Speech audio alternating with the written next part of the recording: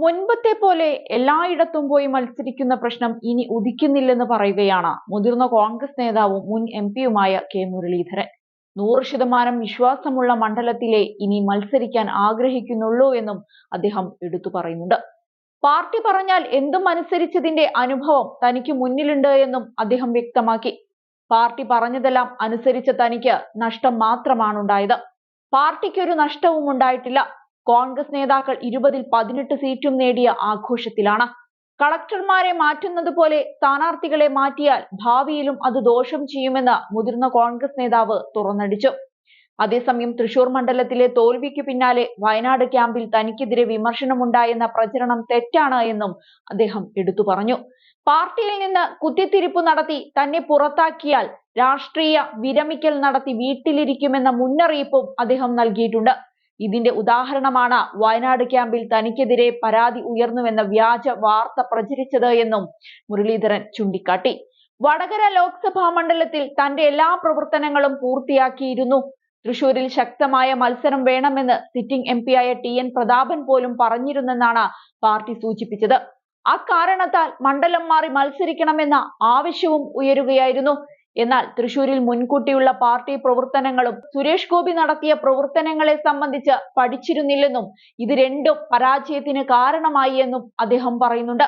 തിരുവനന്തപുരത്ത് ലത്തീൻ കത്തോലിക്കരും മുസ്ലിങ്ങളും ശശി തരൂരിനെ പിന്തുണച്ചു.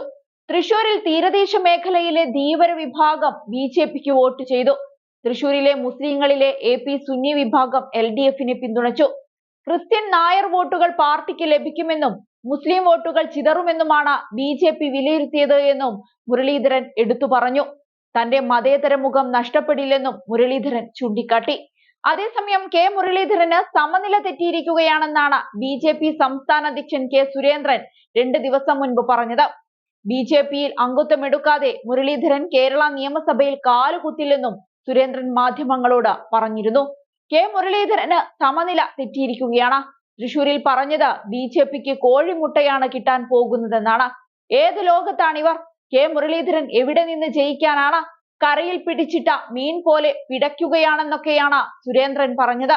മാത്രമല്ല, മുരളീധരനെ പോലെ ഇത്രയും വേഗം തെറ്റിദ്ധരിപ്പിക്കാൻ കഴിയുന്ന ഒരു നേതാവ് ഇന്ന് കോൺഗ്രസിൽ ഇല്ല എന്നും സുരേന്ദ്രൻ പറയുന്നുണ്ട്.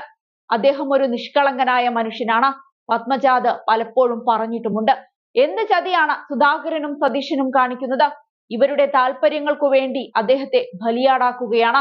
കെ കരുണാകരന്റെ മകനായാലും ഉമ്മൻചാണ്ടിയുടെ മകനായാലും പുകച്ച് പുറത്തു ചാടിക്കാനുള്ള വലിയ സംഘം കോൺഗ്രസിൽ തന്നെ പ്രവർത്തിക്കുന്നുണ്ട് എന്നും സുരേന്ദ്രൻ തുറന്നടിച്ചിരുന്നു.